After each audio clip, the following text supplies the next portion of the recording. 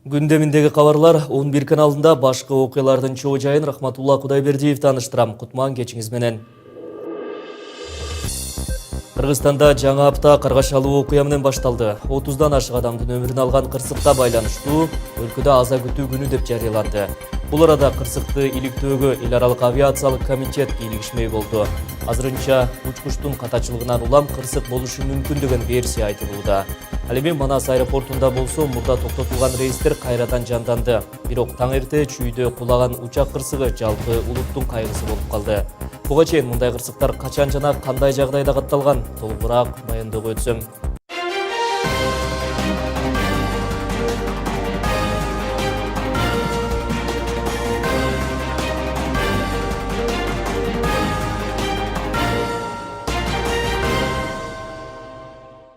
Он 17 январ өлкөдө авиакырсыкка байланыштуу аза күтүү күнү деп жарыяланды. Алмазбек Атамбаев кол койгон жарлыкка ылайык бул күнү өлкө аймагында дипломатиялык жана консулдук өкүлчүлүктөрдүн имараттарында мамлекеттик туу түшүрүлүп, маданият мекемелерине жана телерадио компанияларына оюн зоок иш-чараларын жана берүүлөрүн токтотулду. Бул арада кыйраган учактан каза болгондордун саны 35ке жетти. Бул сандагы өсүшү мүмкүн. Каза болгондордун көбү учак кулаган айылдын жергиликтүү тургундары болушат. Ал эми борттун ичиндеги болгон 4 адам болсо, анын 3-өө дароо жан берсе, аман калган бир учкуч кийинчерээк ооруканада каза тапты. Бул маалда Манас аэропортунун жанындагы Дача суу айылында кулаган учак Гонконг Стамбул каттам менен келе жаткан. Заманбап үлгүдөгү Boeing 744 жүк ташуучу учагы аэропорттун конуу учуу аянтына жетпей жарылып кеткен. Учак Бишкекке май куюу үчүн конмок. Кырсык болоорго чейин учак конууга уруксат алганда аба ырайынан көрүү нормалдуу болгондуктан уруксат берилген. 11 каналдын кабарчысы кырсык болгон жерге барып, кыйраган учактын абалын көрүп келди. Адегенде асмандан оор бир нерсе түшкөндөй эле болду дешсе, карасам эле дароо жалындаган өрттү көрдүм дейт башка күбөлөр. Болгону мындан бир нече саат мурун эле кадимки жашоо өз нугунда болуп жатып, таң сүргөндө мындай кыйсыпыр түшүп каларын эч ким ойлобогонун айтып, дагы деле эсине келе албай жаткан чактары. Аталган учак кыйраган аймакта болсо, баш аягы 300гө жакын адам жашайт.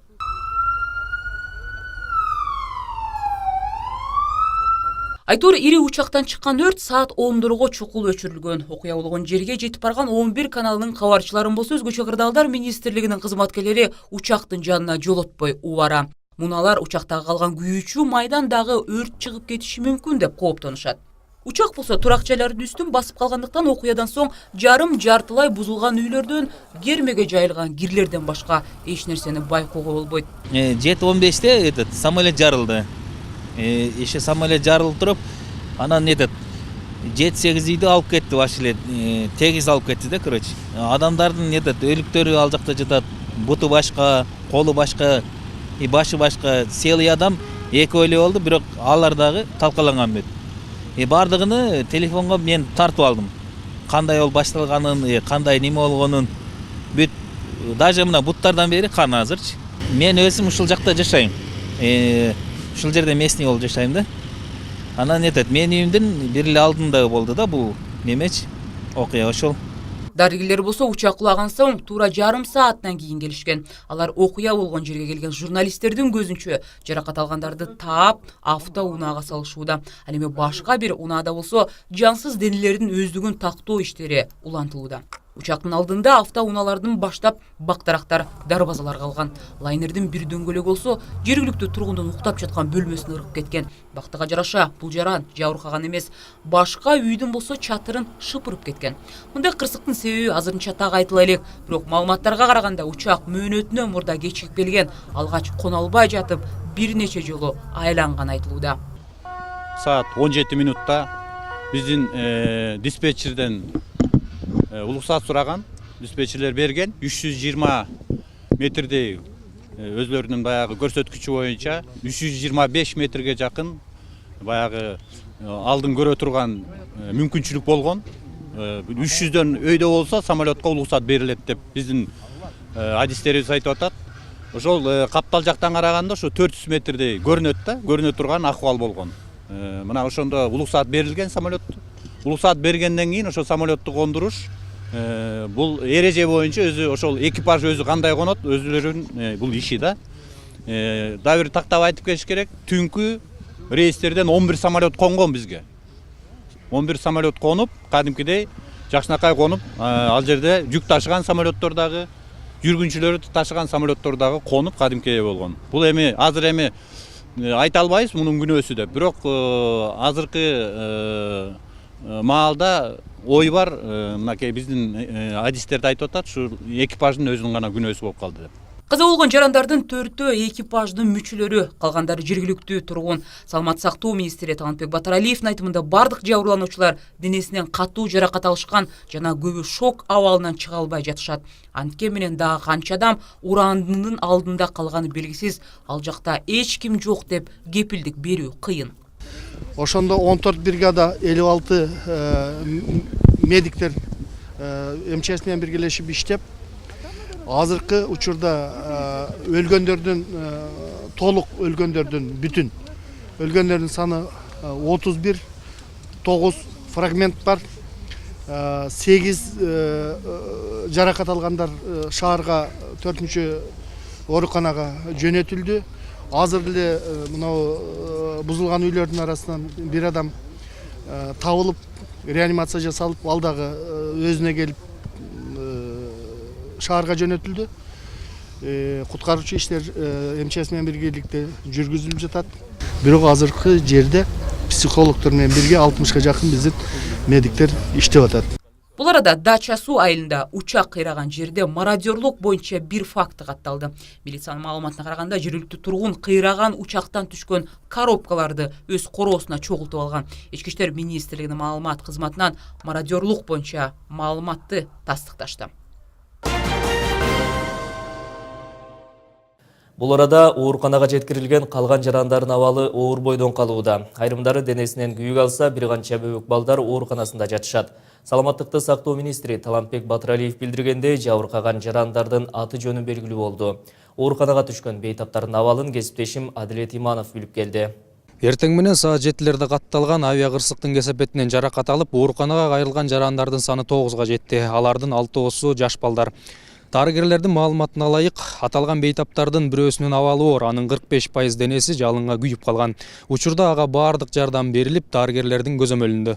Аталган бейтап Бишкектеги травматология жана ортопедия илимий изилдөө борборуна саат 14 чамасында алынып келинген. Дарыгерлердин айтымында анын денесинин 40-45% күйүп, айрым бөлүктөрү өтө терең жарат алган. Мындан улам дарыгерлер биринчиден бейтапты шок абалынан чыгарууга аракеттерин жумушашып, аны бардык керектүү дары-дармектер менен камсыздашкан. Оорукананын башкы дарыгери Алмаз Кубатбековдун маалыматына ылайык, учурда бейтаптын абалы оор деп бааланып, атайын көзөмөлгө алынган. Биз реанимация бөлүмүнө жаткыздык, анын акыбалы оор, диагнозу жалын менен күйгөн, денесинин 40-45%, кээ бир жер участоктарында күйүк терең. Азыркы убакта бүт болгон дары-дармек менен камсыз болду, дарыланып атат. Мындан сырткары аталган ооруканага мээси чайкалган деген шек менен дагы бир жаран кайрылып, керектүү жардам алгандан кийин өз каалоосу менен үй шартында дарыланууга чыгарылган.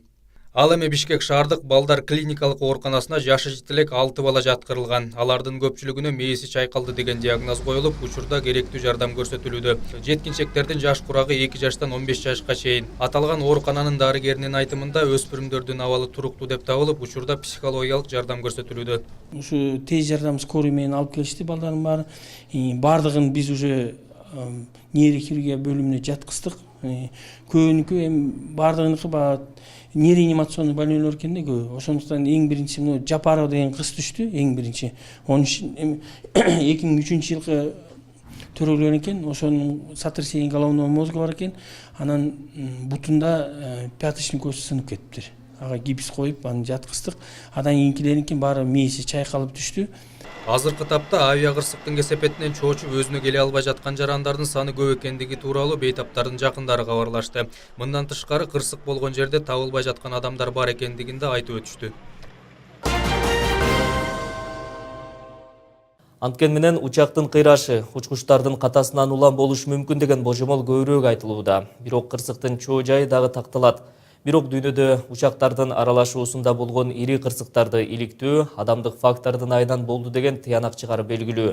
Кыргызстанда мындай учактар кулашы буга чейин да болуп келген. Соңку 17 жыл ичинде Кыргызстандын тарыхында катталган андай кырсыктарды эсиңизге салабыз. Чүйдө кулаган учак кырсыгы жыл жаңырары менен болгон каргашалуу окуя катары кыргызстандыктарды кайгыга салды. Ошентсе дагы 16 январдын таңында болгон учактын кыйрашы Кыргызстан тарыхында кара күн катары кала берет. Биз бул окуядан соң Кыргызстанда катталган буга чейинки учактардын катышы бар ири кырсыктарды эске түшүрдүк. Бейгүнөө адамдардын каны төгүлгөн учак кырсыгы мындан 9 жыл мурун. Тактап айтканда ошол кезде Бишкек-Тегеран каттамында Boeing 737-200 үлгүсүндөгү лайнер Манас аба майданынан анча алыс эмес, жаңы жер аймагында кулаган болчу. Толугу менен күйүп кеткен учакта 65 адам тирүүлөө өрттөнсө, 25 адам жан соогалап калган. Ал эми туура 17 жыл мурун ат башыда Ми-8 учагы кулап, ошол маалдагы депутат Эркинбек Матыев баштаган 3 адам жан берген. Тергөөнүн жыйынтыгында учак аба ырайына байланыштуу куйругу менен жарды уруп алган деп айтылган. Ал эми 2013 жылы болсо Чалдабар айылында америкалык транзиттик авиабазага таандык ири учак кулаган болчу. Анда 3 адамдын өмүрү кыйылган. Учактын калдыктары чолок арык айылына чейин кулап, ылдамдыгын асмандан эле жоготкон учак күйүлөнүп барып жерге кулаган. Ушул эле жылы Аксы районунда Velor Air деген авиакомпаниянын Ан-2 учагы авиахимиялык жумуштарды аткарып жатып, электр зымына чалынып күйүп кеткен. Жерге жетпей жарылып кеткен учакта 3 адам бар болгон. Ал эми 2011 жылдын декабрында ызгар суукта ар бир кыргызстандык Ош аэропортунда 80ден ашык жүргүнчүнүн амандыгын тиленишкени биздин эсибизде.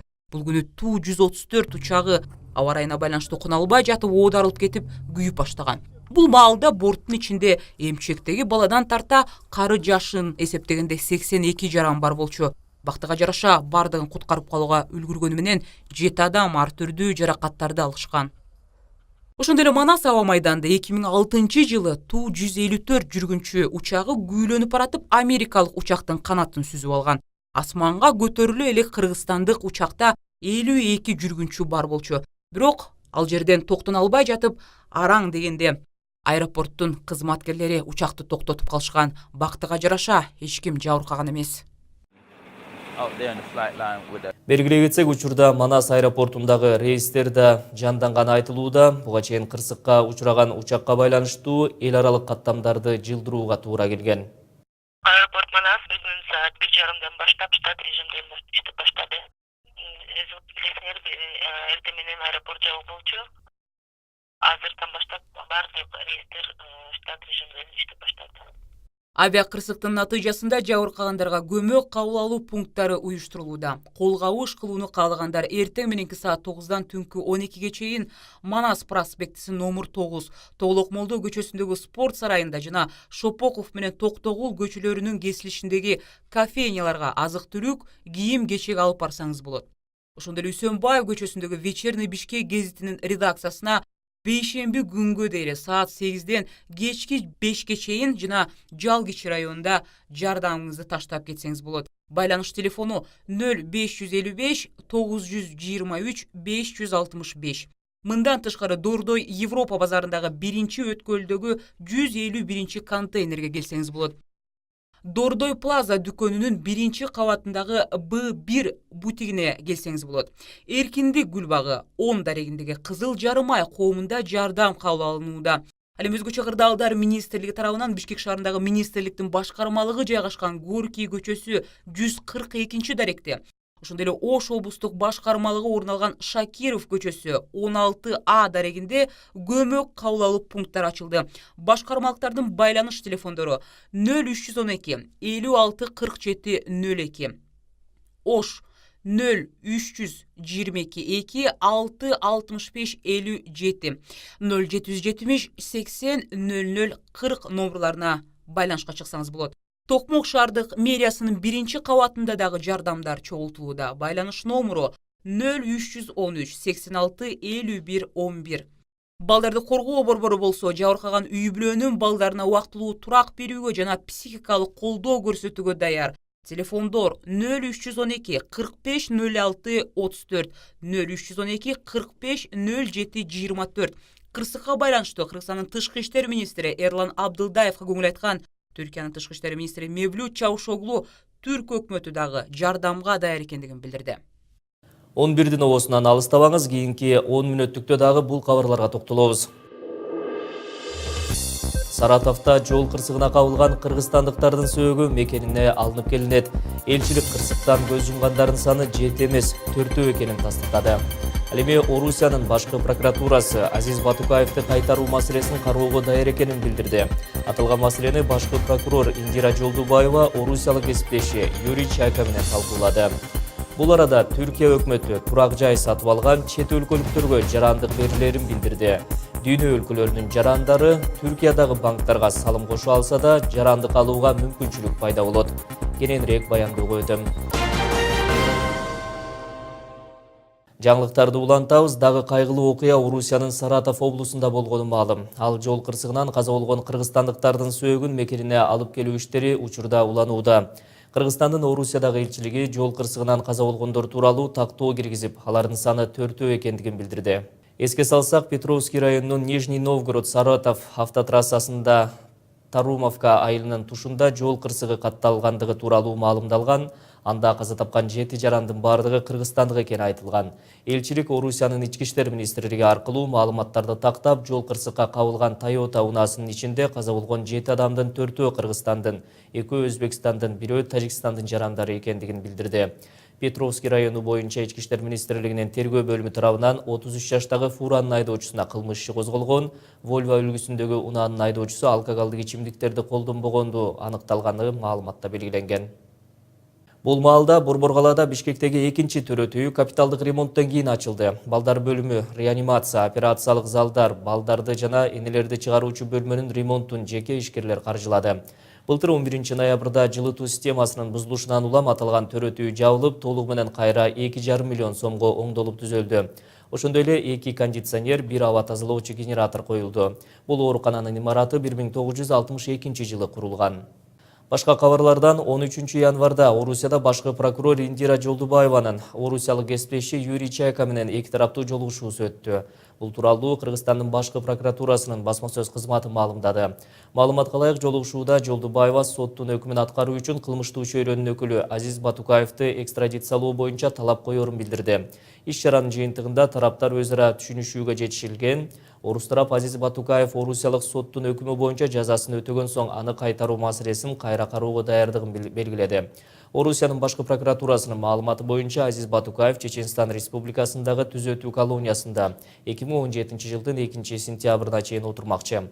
Эскерте кетсек, 2013 жылдын 9 апрелинде Нарын шаардык соту Батукаевди айык кыздартка чалдыкты деген жүйө менен бошотуп, ал ошол күнү өлкөдөн чыгып кеткен. Бул арада Түркия өкмөтү турак жай сатып алган чет өлкөлүктөргө жарандык берилерин билдирди. Ошондой эле дүйнө өлкөлөрүнүн жарандары Түркиядагы банктарга салым кошо алса да, жарандык алууга мүмкүнчүлүгү пайда болот. ТАСС маалымат агенттиги белгилегендей, бул үчүн чет элдик жаран Түрк мамлекетинин экономикасына ири көлөмдөгү каражат сарптоосу кажет. Тактап айтканда, сатып алган батири $1 миллион жогору болсо жана үйүн 3 жылдан кем эмес убакытта сатпашы керек. Бирок буга чейин түрк жараны болушу үчүн өлкөдө 5 жыл жашап, анан гана үй сатып алышы керек болгон. Эми эрежени кайрадан өзгөрткөн түрк бийлиги мындай жол менен өлкөгө инвестиция тартуу менен чет элдик жарандардын көңүлүн бурдуруу аракетин баштады. Мына ушундай жаңылыктар дүйшө бүгүнкү кабарларды жыйынтыктайт. Оодон кеткен кабарларды интернеттеги 11 Чекит KG сайтынан окуп туруңуз. Кайрадан амандашканча саламатта калыңыздар.